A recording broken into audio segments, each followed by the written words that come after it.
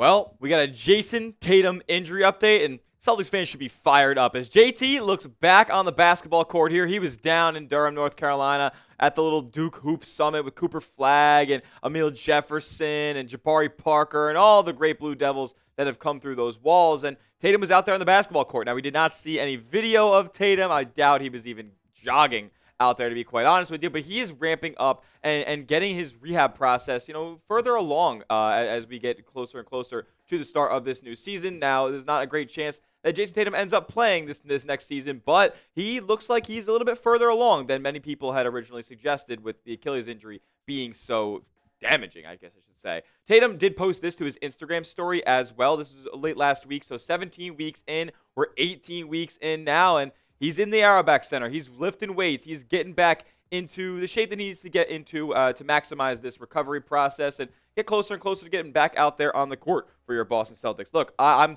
telling you guys, I think we are about to see the greatest Achilles recovery in NBA history. When throughout the game's history have we seen a 27-year-old player of Jayson Tatum's frame, of Jayson Tatum's abilities on the court, have one of the most career deteriorating injuries that the game has to offer? I mean, what we've seen from Achilles injuries in the past, guys usually aren't the same. Kevin Durant's the best recovery that we've seen to this point, and even he had to change some elements of his game as he's progressed and gotten older. So in Tatum's case, I think we're going to see an even better recovery than we have with KD's, with the physical shape that he's been in for his entire career to this point. He's the NBA's Iron Man, never misses time. I don't anticipate him being hampered after this injury because there's nothing in the previous that has suggested that for Jayson Tatum. Make sure you are subscribed to the channel. We'll be providing Jayson Tatum injury updates as he gets closer and closer to that recovery. We have a new injury update to talk about today from a Celtics teammate, so stay tuned for that. We also provide breaking news coverage. Whenever the Celtics make a move, we'll make a video right here. When the season begins, we'll be doing live watch parties, and it's all 100% free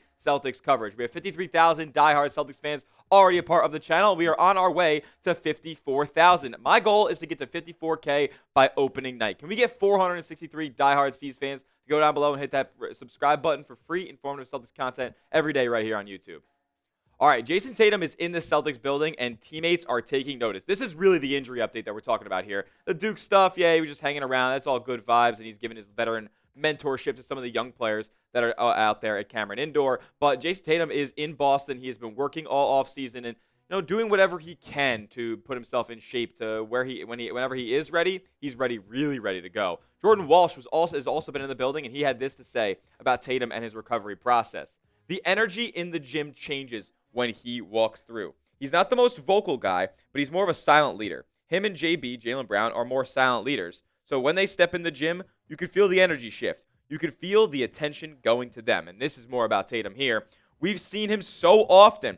I've seen him from when he messed up his Achilles to now, and it's a big difference. He's moving around way better. So he's progressing well. I'm definitely happy to see him getting back healthy. And with Jayson Tatum being in and around the Celtics building and in the Celtics clubhouse here, he's setting a precedent. That's what Jordan Walsh called it. Jayson Tatum is setting a precedent by being out there and working hard and training up as much as he can be this offseason. And Jordan Walsh also said that Tatum's doing of that is inspiring the rest of the healthy Boston Celtics, because if Jayson Tatum's going to be out here injured and still putting in the work, then there's no excuse for the rest of the guys on this team to not put in the same level, if not more, of an effort level this offseason. So I'm glad that Tatum is inspiring the rest of his teammates and still being a leader while he can't be out there practicing and ramping up for training camp. Jayson Tatum said this about his injury way back when. He said, "This injury will not define me, and I cannot wait to get back in Celtics green to show you why." I can't wait for him to get back in Celtic green either, and I do not think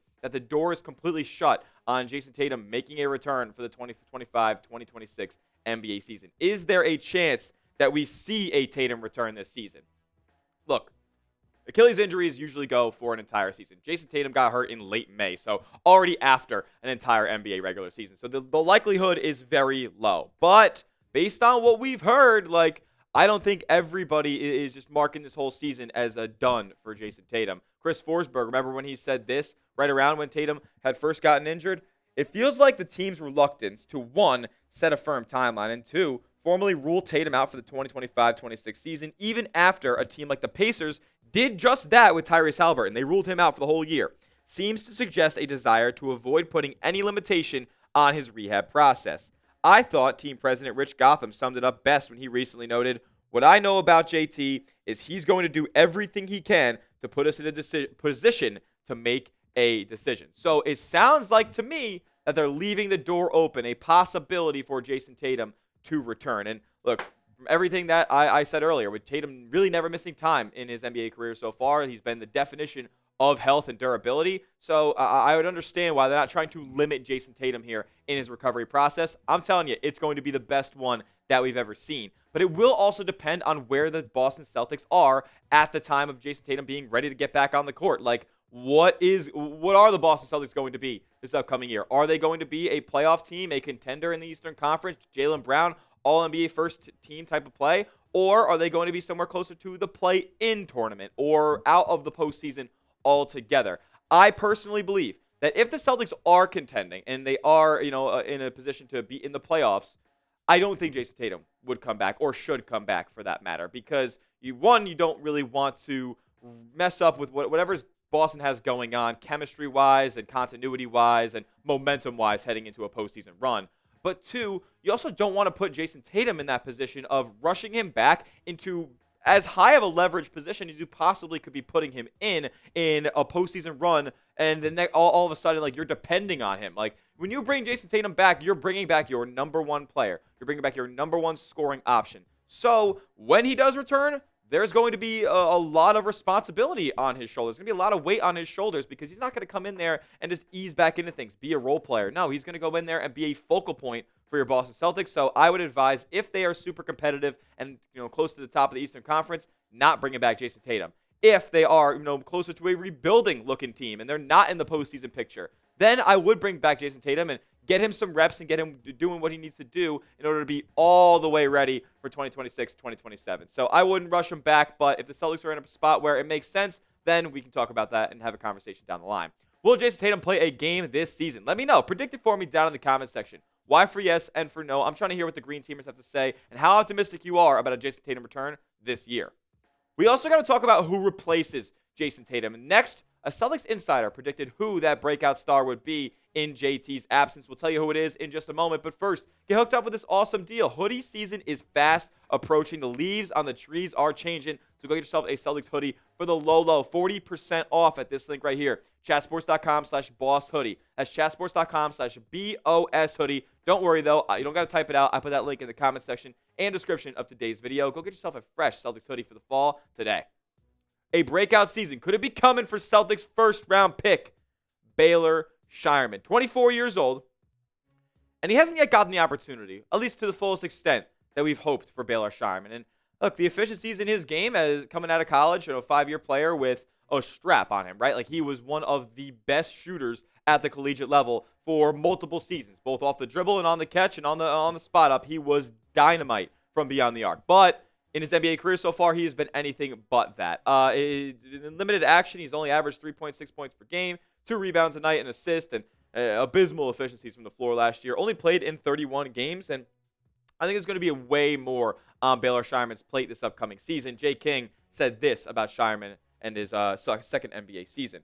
He says, Scheierman will need to improve that he can knock down shots consistently, but he has more to his game than just that. His passing shown last season, and the Celtics like the edge he brings to the court. With Jayson Tatum's sideline, Boston will have a hole on the defensive glass. Scheierman, who owns the NCAA record for most defensive rebounds in a career, could be part of the solution there.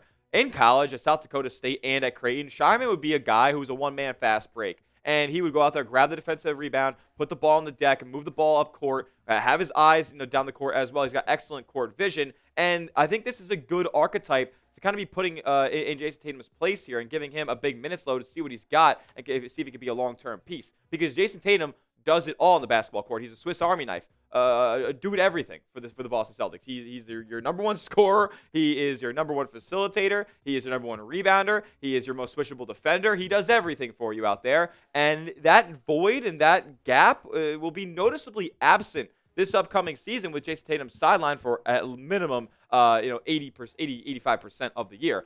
Could Scheierman kind of fill that void here, as there aren't a lot of do-it-all wings on the Celtics bench this upcoming season? Oh, in the summer league, he flashed that he can do those, has that skill set where he was averaging 12 points a game, grabbing 5 boards, averaging 7 assists per game, really running the one for most of the Celtics Summer League action. But what Jay King had mentioned there a little bit was the efficiencies and how much better Scheierman has to be as a scorer and a shooter in order to carve out an established role for the Celtics. I mean, I know it's not the most glamorous environment in the summer league, and it's not the most efficient place for scorers to be. But 20% from three-point range and 27% from the field, he was absolutely struggling, and that cannot happen this upcoming year. He must improve that jump shot. Baylor Scheierman also had a 9-game stretch, and I want to make it clear that we want to point out the positives with Scheierman here, because he did have a 9-game stretch this season where he was kind of getting some consistent minutes back in March, where he was shooting 4.5 three-pointers a game, and he shot 47% on them. So the shot can be there. I do believe with Baylor Scheierman that with more opportunities, going to prove more results and bigger output and higher efficiencies at the end of the day, because to be honest with you, it can't go much lower from what we've seen from Scheierman both in his NBA career and in the Summer League as well. Can he get a guaranteed roster spot, though? Because I think that there are 8 of those already locked up at this point. Peyton Pritchard, Anthony Simons, Derek White are going to be your guards that are getting the bulk of the minutes this upcoming year. Then Jaylen Brown and Sam Hauser will be your guys on the wing. Expect them to play a little bit of small ball 4 on some nights as well. Your bigs, who I think are guaranteed rotation spots. I'm not going to say that they're guaranteed starting spots just yet, and I think that will be pretty dynamic as the season goes along. But Neemias Queta and Chris Boucher will be in the mix there at the big man spot. And Jayson Tatum, I just had to include here because we needed an 8th name. But this is going to be your only guaranteed rotation spots for this upcoming season. So there's going to be opportunity for a couple other guys, but they are going to be battling here. Now, speaking of which, we did actually see one of these guys that we haven't seen in the Celtics building just yet make his kind of debut on Celtics social media here. Anthony Simons, we got proof he exists. This was awesome to see him in the building and see him working with some of the new additions from the Celtics offseason here. So just wanted to throw this in on today's show that we have proof that Anthony Simons exists, even though we haven't seen him introduced to the media just yet. He also will be wearing number 4, replacing Drew Holiday's jersey this season. Now, as for the guys who are battling, like Baylor Scheierman here, he's kind of at the top of the list from my point of view, because you got Josh Minott and Luka Garza, your 2 free agent additions.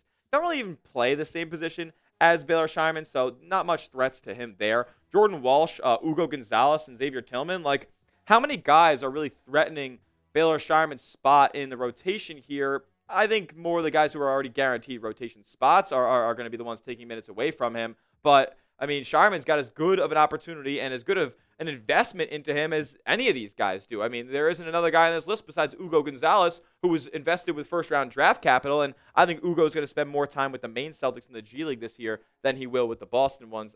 So we'll see what all happens. But Baylor Scheierman's got a runway to a really substantial and sizable rotation spot this upcoming season. So predict it for me. 20 minutes a game. That's all I'm asking. 20 minutes a game for Baylor Scheierman this season. 0 for over, U for under. What do you guys have to say? Let me know down in the comments section, as that will do it for today's edition of Celtics Today by Chat Sports. Give me a follow over on Twitter at Tyler J. Smith, 2 H's because the name's common, but I am not. And make sure you're subscribed to the channel. I'll be keeping you guys in the loop all the way until the regular season begins, and obviously for the entire regular season as well. We'll see you guys in the next one, and as always, let's go C's.